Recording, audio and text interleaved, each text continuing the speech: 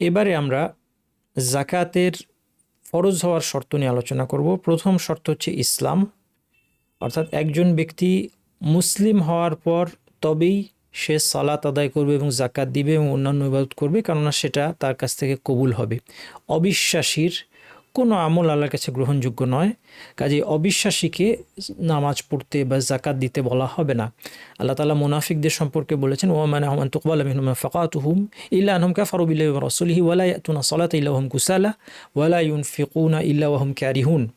যে মুনাফিক যারা আসলে অবিশ্বাসী, তারা সাধারণ একজন অবিশ্বাসী তার পার্থক্য হচ্ছে সে তার অবিশ্বাসকে গোপন রেখেছে, কিন্তু সে অবিশ্বাসী, তার কোনো দান কবুল হবে না। এই তার দান কবুল হওয়ার পথে একমাত্র বাধা হচ্ছে কি, সে আল্লাহ এবং তার রাসূলের প্রতি কুফরি করেছে এবং তারা কেবল আলস্য নিয়ে সলাতে দাঁড়ায় এবং ঘৃণা নিয়ে তারা আল্লাহর রাস্তায় দান করে, তারা খুশি মনে সন্তুষ্ট চিত্তে দান করে না। যাই হোক, এই সব কিছু হচ্ছে তাদের কুফরি এবং তাদের এই অবিশ্বাসের কারণে তাদের কোনো দান কবুল হবে না, জাকাত কবুল হবে না এবং অন্যান্য কোনো ইবাদতই কবুল হবে না। এই জন্য যে কোনো ইবাদতের জন্য কিন্তু প্রথম শর্ত হচ্ছে ইসলাম। দ্বিতীয় শর্ত হচ্ছে স্বাধীনতা, অর্থাৎ দাস না হওয়া। যদিও বর্তমানে বিশ্বে দাস প্রথা চালু নেই, অতীতে দাস প্রথা ছিল। একজন দাস দাসী সে তার নিজের সম্পদের মালিক হয় না। দাস দাসীর সমস্ত সম্পদের মালিক তার মনিব এবং সে মনিব তার দাস দাসীর প্রয়োজন অনুযায়ী তাদের উপর ব্যয় করতে বাধ্য। তো এই জন্য দাস দাসীর উপর কোনো জাকাত ফরজ হওয়ার প্রশ্ন নেই। 3 নম্বর হচ্ছে নিশ্চিত মালিকানা, অর্থাৎ মালিকানা সাব্যস্ত হতে হবে। যদি মালিকানা অস্থায়ী বা অনিশ্চিত হয় তাহলে সেই সম্পদের উপর জাকাত প্রযোজ্য হবে না। এর উদাহরণ কি হতে পারে? এর উদাহরণ হচ্ছে, যেমন ধরা যাক আমি একটা বাসা ভাড়া দিলাম, আমার সাথে চুক্তি হলো 1 বছরের চুক্তি এবং 1 বছরে ধরা যাক আমার 3 লক্ষ টাকা প্রাপ্য। কিন্তু এমন হতে পারে যে এই 1 বছরের যে ভাড়ার চুক্তিটা এটা সম্পূর্ণ হবে না, অর্থাৎ চুক্তি হয়ে গিয়েছে কিন্তু মাঝপথে কোনো কারণে হয়তো সে বাসা ছেড়ে দিবে অথবা আল্লাহ মাফ করুক বাসাটা ধসে পড়তে পারে, সেক্ষেত্রে ভাড়ার চুক্তিটা এমনিতেই বাতিল হয়ে গেল। কাজেই পুরো 3 লক্ষ টাকার জাকাত দিতে হবে না।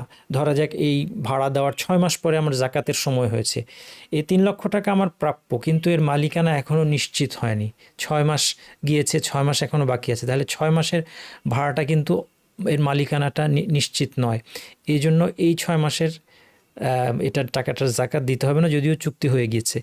এরপর ধরা যাক অনেক সময় প্রভিডেন্ট ফান্ডের প্রশ্ন আসে, যেই প্রভিডেন্ট ফান্ডে টাকা রাখতে এমপ্লয়ি বাধ্য হয়, এটা তার চয়েস না, বাধ্যতামূলকভাবে তার বেতন থেকে কেটে ওখানে জমা রাখা হচ্ছে। ওই যে টাকাটা জমা হচ্ছে এটার মালিকানা তার হাতে এখনও আসে নাই। সে যখন এই টাকা হাতে পাবে তখন তার মালিকানা সাব্যস্ত হবে, অথবা যখন তার নামে নোটিশ দিয়ে দেওয়া হবে যে হ্যাঁ তার এটা প্রাপ্য হয়েছে, তার অ্যাকাউন্টে এটা ট্রান্সফার করে দেওয়া হোক বা তাকে হস্তান্তর করে দেওয়া হোক, এই সময়ে সেই সময় থেকে জাকাতের সময় হিসাব শুরু হবে। তার আগ পর্যন্ত মালিকানা নিশ্চিত না হওয়ায় তার এই টাকার জাকাত দিতে হবে না। যদি প্রভিডেন্ট ফান্ডটা কেমন হয় যে যেটা তার জন্য বাধ্যতামূলক, সে নিজে স্বেচ্ছায় রাখেনি অথবা তার ইচ্ছার এখানে কোনো মূল্য নেই। এগুলো নিয়ে সামনে আরও বিস্তারিত আলোচনা আসবে, এখন উদাহরণ হিসেবে আমি 2-1টা উদাহরণ দিচ্ছি। এরপর হচ্ছে নিসাব পরিমাণে পৌঁছাতে হবে। প্রত্যেকটা যে কোনো ধরনের সম্পদ যেগুলো জাকাতযোগ্য, যেটা আমরা এখনই দেখব, সেই প্রত্যেকটা সম্পদের একটা পরিমাণ আছে, এই পরিমাণে পৌঁছালে তারপরে জাকাত ফরজ হয়। এর চেয়ে কম হলে জাকাত ফরজ হবে না। যেমন স্বর্ণের ক্ষেত্রে 85 গ্রাম বা 7.5 ভরি বা আমাদের দেশি হিসাবে, আর রৌপের ক্ষেত্রে 595 গ্রাম আমাদের দেশি হিসেবে 52.5 তোলা বা 52.5 ভরি রৌপ্য। এমনি টাকা পয়সার ক্ষেত্রে কোনটা হবে এটা আমরা আলোচনা করব বিস্তারিত, এখন বলছি না। উটের জাকাত, উট আবার সব ধরনের উটের জাকাত হবে না, যেটা প্রাকৃতিকভাবে বেড়ে ওঠে। 5টা উট থাকতে হবে, গরু 30টা থাকতে হবে, ছাগল 40টা থাকতে হবে। ফসলের ক্ষেত্রে খামসাতু আউসুক, ওয়াসাক হচ্ছে গিয়ে 60 সা পরিমাণ, এবং 5 ওয়াসাকের 300 সা, যেটার ওজনে বর্তমানে এতে কেউ বলেছেন 612 কেজি, কেউ 653 কেজি। সেফ সাইডে থাকতে আমরা কমটা ধরবো, এক্ষেত্রে 612 কেজি। তাহলে কারো ধান উৎপন্ন হলো তার জমিতে, সেই ধান ঝাড়াই মারাই করার পরে, ধান ভাঙানোর পরে, চাল হওয়ার পরে যদি 612 কেজি বা এর বেশি চাল হয় তখন তিনি জাকাত দিবেন। এর চেয়ে কম, কারো 500 কেজি চাল হয়েছে, তাকে এর উপর ওশর বা নিসফুল ওশর, অর্থাৎ 10 ভাগের 1 ভাগ বা 20 ভাগের 1 ভাগ, সেটা দিতে হবে না। কোনটা দিতে হবে কখন আমরা সামনে আসছি আলোচনায়। 5 নম্বর শর্ত হচ্ছে চান্দ্র বছর অতিক্রান্ত হওয়া। জাকাতের হিসাবটা কিন্তু বছরে বছরে, কিন্তু এটা কিন্তু ইংরেজি বছর হিসেবে নয়, আমাদেরকে চান্দ্র মাস বছরের হিসাব রাখতে হবে। এই ক্ষেত্রে আমরা সাধারণত চান্দ্র বছরের হিসাব রাখি না আমরা বেশিরভাগ মানুষ, কিন্তু একটা সময় আমাদের এই হিসাবটা জানা থাকে, সেটা হচ্ছে রমাদান প্রতি বছর ঘুরে ঘুরে আসে, আমরা রোজা রাখি যেহেতু, সেই জন্য আমাদের এই যে একটা বছর ঘুরে আসলো চান্দ্র বছর, এটা আমরা বুঝতে পারি। যাই হোক, রমাদানে জাকাত দিলে ভালো, কোনো অসুবিধা নেই, কিন্তু একটা জিনিস মনে রাখতে হবে, একটা মাসালা মনে রাখতে হবে যে রমাদান আসার আগেও কখনো জাকাত ডিউ হতে পারে, তখন কিন্তু রমাদান পর্যন্ত দেরি করা যাবে না। কোনো কোনো আলেম বলেছেন যে রমাদান যদি খুব কাছে হয় অল্প কিছুদিন অপেক্ষা করা যেতে পারে, কিন্তু সেইফ হচ্ছে সাথে সাথে জাকাত আদায় করে দেওয়া, কারণ এটা আমার উপর একটা লায়াবিলিটি। হ্যাঁ, এটা কিন্তু আমি না দিয়ে মারা গেলেও এটা দিতে হবে, এবং আমি যতক্ষণ না এটা আদায় করছি ততক্ষণ আমার এই লায়াবিলিটি থেকে আমি মুক্ত হব না। তো এই জন্য ব্যাপারটা খুব সিরিয়াস, এবং আপনারা আগে আলোচনায় শুনেছেন যে কত কঠিন শাস্তির কথা এসেছে। তো সেই জন্য এটা কখন হতে পারে, যেমন ধরা যাক আমার কিছু টাকা আমি ইনভেস্ট করেছি, আমার ইনভেস্ট করার পরে আমি 1 বছর গেল, আমি ইনভেস্টমেন্টের উপরে জাকাত দিলাম, ধরা যাক রমাদানেই দিলাম, রমাদানে 1 বছর হয়েছে দিলাম, এর 3 মাস পরে ধরা যাক এই ইনভেস্টমেন্ট থেকে কিছুটা লাভ আসলো। এই লাভটার জন্য কিন্তু পুরো 1 বছর যাওয়ার শর্ত নয়, কারণ এটা যেই ইনভেস্টমেন্টের লাভ, সেই ইনভেস্টমেন্টের 1 বছর হয়ে যাওয়া মানে এর লাভের জাকাতও ডিউ হয়ে গেছে। তাহলে যেহেতু আমি জাকাত দেওয়ার 3 মাস পরে আবার একটু লাভ পেয়েছি, সাথে সাথে আমার এর 2.5% দিয়ে দিতে হবে। পরবর্তী রমাদান আসতে এখনও 9 মাস বাকি, আমি কিন্তু সেখানে অপেক্ষা করব না। তাহলে এগুলো হচ্ছে জাকাত ফরজ হওয়ার শর্ত। জাকাতযোগ্য সম্পদ কি কি আছে? প্রাকৃতিকভাবে বেড়ে ওঠা গবাদি পশু। গবাদি পশু হচ্ছে উট, গরু, ভেড়া, ছাগল। এগুলো প্রাকৃতিকভাবে বেড়ে ওঠাটা শর্ত, অর্থাৎ যেটা চরে খায়, বছরের বেশিরভাগ সময় যেটা চরে খায়, এটাকে সা ইমাহ বলা হয়, সামনে আসবে। স ইমাহ নয়, সদ দিয়ে যদি স ইমাহ বলেন এর অর্থ হচ্ছে এমন একজন মহিলা যিনি রোজা রেখেছেন। আর সা ইমাহ হচ্ছে সেই পশু যে নিজেই চরে খায়, অর্থাৎ তাকে এনে খাওয়াতে হয় না, তাকে খড় ঘাস কেটে এনে তাকে ফিড করা হয় না, বরং সে চরে খায় বছরের বেশিরভাগ সময়, এই ধরনের পশু। এবং যেটাকে গোশত এবং দুধের জন্য এবং বংশবৃদ্ধির জন্য যেটাকে পালন করছেন এর মালিক, সেটা ক্ষেত্রে এই গবাদি পশুর জাকাত অ্যাপ্লিকেবল হবে। সামনে আমাদের আলোচনা আসছে, এটাকে প্রাকৃতিকভাবে বেড়ে ওঠা বলতে এটাই বোঝাচ্ছি। ফল এবং ফসলের জাকাত হবে, সেটা আমরা আলোচনা আসবে। খনিজ সম্পদের জাকাত নিয়ে আমরা আলোচনা করব না, কারণ এটা আমাদের জন্য অ্যাপ্লিকেবল না, কারণ খনিজ সম্পদের মালিককে রাষ্ট্র অথবা কখনো কোনো বড় কোম্পানি হতে পারে কোনো জায়গায়, তো সেটা আমাদের সাধারণ মানুষের জন্য এটা কাজে লাগবে না।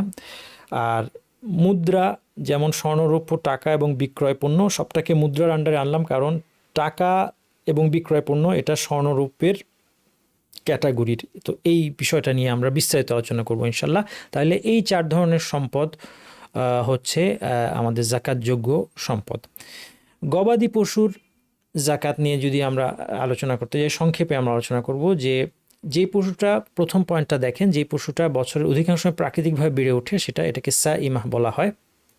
সুতরাং যদি এরকম না হয়, অর্থাৎ যাকে বছরের বেশিরভাগ সময় আপনার এনে খাওয়াতে হয়, মালিক যিনি, তিনি ঘাস খড় এগুলি কিনে বা জোগাড় করে এনে তাকে খাওয়াচ্ছেন, তাহলে সেই ক্ষেত্রে সেটা জাকাতযোগ্য নয়। যা বংশবৃদ্ধি এবং দুধের জন্য প্রতিপালন করা হয়, অর্থাৎ আমাদের এখানে যেমন এই 4 নম্বর পয়েন্টটা আমরা দেখব, চাষ বা সেচের কাজে ব্যবহারের পশুতে জাকাত হবে না। অর্থাৎ যেই পশুটাকে পরিশ্রম করানো হচ্ছে জমিতে লাঙল টানার জন্য অথবা সেচ কার্যে, অতীতে সেচের কাজে পশু ব্যবহার হতো, বর্তমানে হয়তো সেচ দেওয়ার জন্য পশুর ব্যবহারটা কমে গিয়েছে, তারপরেও যদি এই ধরনের কোনো কাজে এটা ব্যবহৃত হয়, অথবা কোনো গরুর গাড়ি টানার জন্য গরু রেখেছে কেউ, সেই ধরনের ক্ষেত্রে কিন্তু এগুলোর জাকাত হবে না। কিন্তু শুধুমাত্র সে দুধ খাওয়ার জন্য বংশবৃদ্ধি করবে, উন্মুক্ত প্রান্তরে চরে খায় বছর বেশিরভাগ সময়, এই পশুগুলোর জাকাত হবে। আচ্ছা, 3 নম্বর পয়েন্টটা হচ্ছে গুরুত্বপূর্ণ, যে বিক্রির উদ্দেশ্যে প্রতিপালিত হলে সেই ক্ষেত্রে এটার ক্যাটাগরিটা চেঞ্জ হয়ে যাবে, এটা বিক্রয় পণ্যের জাকাত প্রযোজ্য হবে। এবং এই ক্ষেত্রে পশুর যে সংখ্যার শর্ত আছে আমরা নিচে দেখব যে উটের নিসাব 5টি, 30টি, 40টি, এটা হচ্ছে সাইমার ক্ষেত্রে প্রযোজ্য, যেটা আমরা বলছি প্রাকৃতিকভাবে বেড়ে ওঠা পশুর ক্ষেত্রে প্রযোজ্য। যখনই এটার উদ্দেশ্য হবে যে আমি বিক্রি করে দিব, অনেকে যেমন পশু কিনেন সেটাকে প্রতিপালন করেন যে কোরবানির সময় বিক্রি করে দিবেন, তাহলে এটা তার বিক্রয় পণ্য, সেই ক্ষেত্রে বিক্রয় পণ্যের জাকাত প্রযোজ্য হবে। সেই ক্ষেত্রে নিসাবটা চেঞ্জ হয়ে বিক্রয় পণ্যের নিসাব হবে, যেটা আমাদের সামনে আলোচনায় আসছে। তাহলে এখন যে আলোচনা এই তৃতীয় পয়েন্টটা এই ক্ষেত্রে প্রযোজ্য না। আচ্ছা, আবার যদি এমন হয় যে পশুজাত পণ্য বিক্রয়ের উদ্দেশ্যে কেউ পশু পালন করছেন, তাহলে সেই পশুতে জাকাত হবে না। কীরকম? যেমন ফার্মে গরু আছে ধরা যাক, কিন্তু গরু বিক্রি হয় না, গরুর যে দুধ সেই দুগ্ধজাত পণ্য অথবা দুধ বিক্রি হয়, তাহলে ওগুলোকে বিক্রয় পণ্য ধরে ওই বিক্রয় পণ্যের মূল্যের উপর জাকাত দিতে হবে। সেই ক্ষেত্রে এই গরুগুলির উপর জাকাত হবে না, কেননা গরুটা কেনা বেচা হচ্ছে না। আচ্ছা, উটের ক্ষেত্রে নিসাব হচ্ছে 5টা উট, অর্থাৎ 5টা উট থাকলে জাকাত দিতে হবে। গরু 30টা গরু যদি কারো থাকে, উন্মুক্ত ময়দানে চড়ে খাচ্ছে এবং সেটা এই উদ্দেশ্যে রাখা যে সে বংশবৃদ্ধি করবে, দুধ দিবে, তাহলে জাকাত হবে। এবং ছাগল ভেড়ার ক্ষেত্রে কমপক্ষে 40টা থাকতে হবে। এগুলোর জাকাত কি সেটা আমরা এখানে আলোচনা করব না, বিস্তারিত আপনারা এই বইটা দেখবেন, ফিকহুজ জাকাত। এই বইয়ের ছবি আপনাদেরকে আমি দেখাচ্ছি। কারণ হচ্ছে যে এটা এখানে আলোচনা করলে এটা মনে থাকবে না আপনার, আবার আপনাদের অনেকেরই এরকম উট, গরু বা ছাগল নাই, যাদের এটা দরকার হবে তারা একটু এই বইটা অবশ্যই আপনার সংগ্রহে রাখবেন। এবং এই বইতে চার্ট দেওয়া আছে, সেখানে দেখে আপনারা বুঝতে পারবেন, কারণ এখানে বয়সের ব্যাপার আছে। যেমন উটের জাকাত 5টা উট, উট যখন আস্তে আস্তে বাড়বে তখন নির্দিষ্ট বয়সের উট দিতে হয় জাকাত হিসেবে, এটা উটের মালিকরা এই ব্যাপারে অভিজ্ঞ হন। তো উট তো আর আমাদের দেশে কেউভাবে পালে না।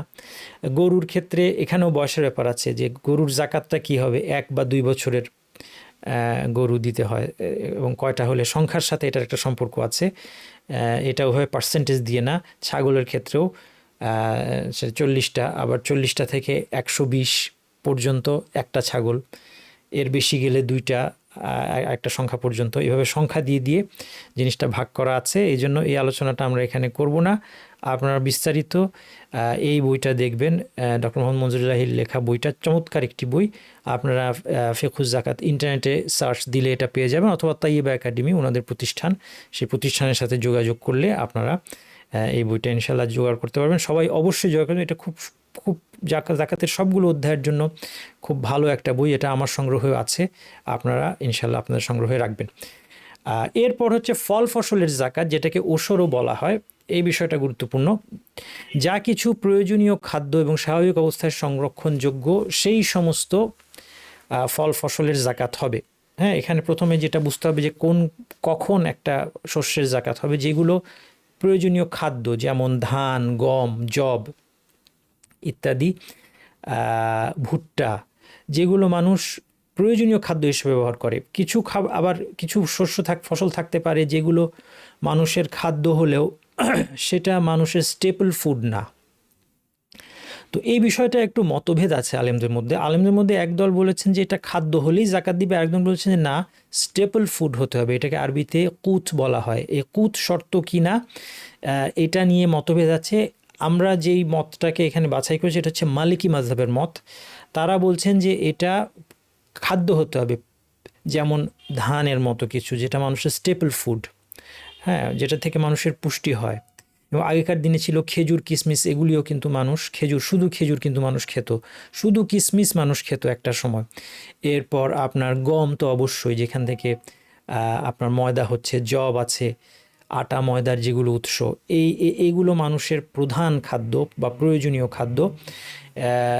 এগুলোর উপর জাকাত হবে। এবং এর সাথে যে সমস্ত জিনিস সাথে খাওয়া হয়, যেমন ডাল, তারপরে ছোলা, এই জাতীয় ফসলেরও জাকাত আদায় করাটাই নিরাপদ।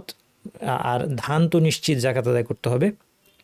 এখানে আর কেউ বলেছেন যে খাদ্য হলেই হলো, যে কোনো কিছু, সেই হিসেবে তারা বলছেন যে কোনো খাদ্য যেটা সংরক্ষণ করা যায়, দ্বিতীয় শর্ত সংরক্ষণযোগ্য হতে হবে, সংরক্ষণযোগ্য না হলে না। যেমন বাদাম, কাঠবাদাম, অ্যালমন্ড, তারপর আপনার আখরোট, এই জাতীয় জিনিস, এগুলো সাধারণত হয়তোবা মানুষ পুষ্টির প্রধান উৎস হিসেবে খায় না, কিন্তু সেগুলোতেও জাকাত হবে। একদল বলছেন, আরেকদল বলছেন জাকাত হবে না। এই মতভেদটা কেন হলো? তার কারণ হচ্ছে যে রাসূলুল্লাহ সাল্লাল্লাহু আলাইহি ওয়াসাল্লামের যুগে যখন এই ফসলের জাকাতের প্রশ্ন আসলো, তিনি সমস্ত ফসল, বিশ্বে যত জায়গায় যত ফসল পাওয়া যায় সেই সব কিছুর কোনো লিস্ট তো অবশ্যই হাদিসের মধ্যে আসেনি বা কোরআনে আসেনি, কিন্তু কিছু কিছু ফসলের উপর জাকাত আদায় করা হয়েছে।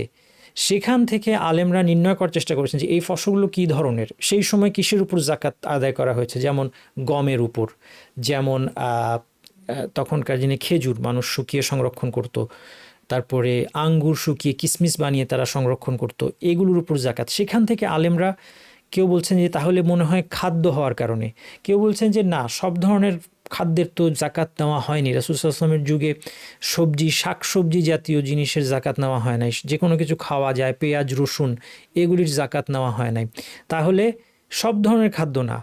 আমরা যদি খেয়াল করি আমরা দেখব যে এই গম ইত্যাদি এগুলো হচ্ছে যেটা মানুষের স্টেপল ফুড, প্রধান খাদ্য, পুষ্টির উৎস, এই ধরনের খাদ্যের উপর জাকাত দিতে হবে। এবং আরেকটা জিনিস দেখা যায় যে এগুলো সংরক্ষণ করা যায়, স্বাভাবিক অবস্থায় সংরক্ষণযোগ্য, অর্থাৎ বর্তমান সময়ে টেকনোলজির দ্বারা যেটাকে সংরক্ষণ করা সম্ভব, দীর্ঘ সময় সবজি, শাকসবজিকে দীর্ঘ সময় কোল্ড স্টোরেজে রেখে দেওয়া যায়, এটা নষ্ট হয় না, এটা জাকাতযোগ্য হবে না, কারণ সাধারণভাবে এগুলো সংরক্ষণ করা যায় না। কোনো ধরনের কোল্ড স্টোরেজ এবং এই ধরনের মানুষের তৈরি টেকনোলজি, কৃত্রিম ব্যবস্থা ছাড়া অথবা এক্সট্রিম ওয়েদারে অনেক কিছু সংরক্ষণ, যেমন খুব বরফের দেশে তো যে কোনো কিছু সেটা বরফ হয়ে যাবে, সেটা সংরক্ষিত থাকবে, সেটা না। সাধারণ আবহাওয়ায় যেটা শুকিয়ে যায় এবং দীর্ঘ সময় সংরক্ষণ করে রাখা যায়, এই ধরনের শস্য, ফসল, এগুলোর উপর জাকাত হবে এবং সেটা খাদ্য হতে হবে। এই হচ্ছে ক্রাইটেরিয়া। তাহলে বাংলাদেশে আমরা বলবো যে অবশ্যই আমাদের দেশের জন্য ধানের জাকাত হবে। এবং যেটা বললাম যে ছোলা, বুট, ডাল, এগুলো আসলে প্রধান খাদ্য বলা হবে কি হবে না, এটা নিয়ে কিছুটা মতভেদ থাকতে পারে। সেফ সাইডে থাকার জন্য এগুলিও আমরা জাকাত দিয়ে দিই। আর জাকাত দেওয়া মানে আমাদের সম্পদের বৃদ্ধি হবে, বরকত আসবে, আমাদের কোনো অবস্থাতেই কোনো লস নেই যদি আমরা এখানে সেফ সাইডে থাকি। সুতরাং যে কোনো শস্য যেগুলো সংরক্ষণ করা যাচ্ছে এগুলোতে জাকাত দিতে হবে। এক্ষেত্রে বছর অতিক্রান্ত হওয়াটা শর্তটা প্রযোজ্য নয়, ফসলের ক্ষেত্রে এটা ব্যতিক্রম, কারণ ফসল যখনই পাকবে তখনই জাকাত ডিউ হবে। ফসল যখন পাকবে তখনই জাকাত ডিউ হবে এবং এটাকে ঝাড়াই মারাই করার পরে, পরিচ্ছন্ন করার পরে, ভাঙানোর পরে যখন গুদামে তোলা হবে তখন জাকাত দিয়ে দিতে হবে। এবং একাধিক ফসল, যদি বছরে কোনো ফসল একাধিকবার হয় প্রত্যেকবারই জাকাত দিতে হবে। 3 নম্বর হচ্ছে ফল ফসল পাকার সময় যিনি মালিক তিনি জাকাত দিবেন। যেমন ইজারা নিয়েছেন, কেউ জমি ভাড়া নিয়েছেন, তিনি সেখানে ভাড়া দিচ্ছেন জমির মালিককে, আর তিনি শস্য উৎপাদন করবেন, তাহলে তিনি শস্যের মালিক, যিনি ইজারা নিয়েছেন জমিটা, তাহলে তিনি জাকাত দিবেন। ফল ফসল পাকার সময় যিনি মালিক থাকবেন। কেউ যদি ফল ফসল পাকার আগে তার শস্য বিক্রি করে দেয়, গাছে থাকা অবস্থায় শস্য বিক্রি করে দিল, তাহলে যিনি কিনেছেন তিনি জাকাত দিবেন। যদি ফল ফসল পাকার পরে তিনি এটা বিক্রি করে দেন, তাহলে যিনি মূল মালিক তিনি জাকাত দিবেন। হ্যাঁ, ক্রেতা জাকাত দিবেন না। কিন্তু ক্রেতা যদি ফল ফসল পাকার আগেই কিনে ফেলেন তখন ক্রেতা জাকাত দিবেন। ঝাড়াই মারাই এবং ভাঙানোর পর পরিচ্ছন্ন ফসলের জাকাত দিতে হবে। তাহলে যখন চাল হিসেবে আমরা ধানটাকে পেলাম বাংলাদেশের জন্য, তখন সেই চালের উপর আমাদের হিসাব করতে হবে কতটুকু থাকলে জাকাত দিব। 612 কেজি বা 653 কেজি, 2 ধরনের মত আছে, আরও অন্যান্য মত আছে। তো এটাকে আমরা নিতে পারি যা 15-16 মনের মতো। ধরা যাক 15 মন, যদি মনে হিসাব করা হয় 15 মন শস্য হলে এর উপর, ফসল হলে এর উপর জাকাত দিতে হবে। বছরের বেশিরভাগ সময় সেচের প্রয়োজন হলে জাকাত হবে 5%, যেটাকে নিসফুল ওশর বলা হয়, 20 ভাগের 1 ভাগ। আর যদি সে বছরের বেশিরভাগ সময় প্রাকৃতিক বৃষ্টির পানিতে ইত্যাদি অথবা প্রাকৃতিকভাবে সে পানি লাভ করে, মাটির নিচ থেকে যথেষ্ট পানি পাচ্ছে, কোনো পানি দেওয়া লাগছে না, বৃষ্টি যথেষ্ট হচ্ছে, এ ধরনের যদি হয় তাহলে জাকাতের পরিমাণটা বেড়ে যাবে, কারণ তার বাড়তি কোনো এখানে সেচের কাজে ইনভেস্ট করতে হয় না, এই জন্য 10%। কিন্তু যদি বছরের বেশিরভাগ সময় সেচের প্রয়োজন হয়, কৃত্রিমভাবে সেখানে পানি সাপ্লাই দিতে হয়, সেটা মেশিনের মাধ্যমে হোক, পশুর মাধ্যমে হোক, এটার পিছনে একটা ব্যয় আছে, একটা শারীরিক পরিশ্রম ইত্যাদি আছে, তাহলে জাকাতের পরিমাণটা হবে 5%। 5%। এবং ফসলের যেটা যতটুকু ফসল তার 5% অথবা 10% দিবে। যদি বছরের অর্ধেক সেচের প্রয়োজন হয়, ঠিক অর্ধেক অর্ধেক, তাহলে 7.5%, এই দুইটার মাঝামাঝি। এরপর আরেকটা প্রশ্ন থাকে, যদি দুই রকমই দিতে হয়, কখনো বৃষ্টিতে উপকৃত হয়, কখনো সেচের দ্বারা হচ্ছে, এবং সেটা অর্ধেক অর্ধেক না, তখন দেখব আমরা যেটা বেশি উপকারী সেই অনুযায়ী। অর্থাৎ যদি দেখা যায় যে না, বেশিরভাগটাই আমাদেরকে তার জন্য মানে বেশি দরকার কোনটা, মানে বৃষ্টি যত সামান্য হয়, বেশিরভাগ সময় সেচই দিতে হয়, তাহলে আমরা 5% জাকাত আদায় করতে হবে। অথবা যদি এর বিপরীত অবস্থা হয় যে খুব অল্প সময় সেচ দিতে হয় কিন্তু বেশিরভাগ বৃষ্টির পানিতে হয়ে যাচ্ছে বা প্রাকৃতিক পানিতে হয়ে যাচ্ছে, সেই ক্ষেত্রে জাকাত 10%ই দেবে। আচ্ছা, এরপর হচ্ছে খেজুর, আঙ্গুর, তিন ছাড়া অন্যান্য ফলের জাকাত নেই। ফলের ক্ষেত্রে, শস্যের ব্যাপারটা আমরা বুঝলাম, ফলের ক্ষেত্রে খেজুর, আঙ্গুর এটার জাকাত আছে, কারণ এটা হাদিসের দ্বারা প্রমাণিত। অন্য কোন কোন ফল এর সাথে তুলনীয়, যেমন তিনটা আমাদের দেশে হয়তো উৎপন্ন হয় না, অন্যান্য দেশে উৎপন্ন হয়, অথবা জৈতুন জাতীয়, জলপাই জাতীয়, এদের জাকাত হবে কি হবে না, এগুলো অনেক মতভেদ আছে। যাই হোক, তিনের ক্ষেত্রে আলেমগণ বলছেন যে এটাকে শুকিয়ে সংরক্ষণ করা যায়, এবং এটা শুধুমাত্র পুষ্টির উৎস হিসেবে, যদি আর কোনো কিছু খাওয়ার না থাকে, এই তিন ফল খেয়েও কিন্তু মানুষ টিকতে পারে, এই জন্য তারা বলছেন এটার জাকাত হবে। আর অন্যান্য ফল যেগুলো, সেগুলো আম, কাঁঠাল, এই ধরনের ফল, এগুলোর কিন্তু জাকাত হবে না। শাকসবজিতে পেঁয়াজ, রসুনের জাকাত নেই, যেটা আমরা আগেই বললাম যে শাকসবজি, পেঁয়াজ, রসুন এগুলোর জাকাত হবে না। খারাজি জমিতে জাকাত নেই কথাটি ঠিক নয়। খারাজি জমি জিনিসটা কি, যেই এই জিনিসটা হচ্ছে অনেক পুরনো ইতিহাসে চলে যেতে হবে। যুদ্ধের মাধ্যমে যে সমস্ত জমি মুসলিমদের দখলে এসেছে ওমর রাদিয়াল্লাহু আনহুর সময়, এগুলোর উপর খারাজ চালু হয়েছিল, এক ধরনের ট্যাক্স, এটা অবিশ্বাসীরা দিত। ওই জমিতে তারা ব্যবহার করতো জমিটা, কিন্তু সেটার একটা পরিমাণ ট্যাক্স হিসেবে তারা দিত। এই খারাজি জমিতে জাকাত হবে কি হবে না, এটা একটা মতভেদপূর্ণ মাসালা। বাংলাদেশে অনেক সময় অনেকেই জাকাত দেন না এই কথা বলে যে বাংলাদেশের জমি হচ্ছে খারাজি জমি, কারণ বাংলাদেশে এই জমিগুলো একসময় অমুসলিমদের দখলে ছিল ইত্যাদি। কিন্তু এই বিষয়ে আমি আপনাদেরকে এই বইটা পড়তে বলবো। এই বইটা ডক্টর খন্দকার আব্দুল জাহাঙ্গীর রহমাহুল্লাহ, উনি এই বিষয়ে বিস্তারিত গবেষণা করেছেন, এখানে দলিল প্রমাণ এনে অনেক বিস্তারিত আলোচনা করে। এই বইটা অবশ্যই সংগ্রহ রাখবেন। এখানে উনি যেটা দেখিয়েছেন, এই বিষয়টাকে উনি চ্যালেঞ্জ করেছেন যে খারাজি, প্রথমত উনি চ্যালেঞ্জ করেছেন যে বাংলাদেশের জমি খারাজি জমি কিনা। বাংলাদেশের যে খারাজি জমি বলা হচ্ছে, সেটা আসলে ইসলামের শরীয়তে যে খারাজ, সেই খারাজ বা খাজনা সেটা দেওয়া হয় কিনা আদৌ। আচ্ছা, এরপর কথা হচ্ছে যদি দেওয়া হোক বা না হোক, তাদেরকে জাকাত মৌকুফ হবে কিনা। সঠিক মত হচ্ছে ইনশাল্লাহ যে খারাজের সাথে জাকাতের কোনো সম্পর্ক নেই।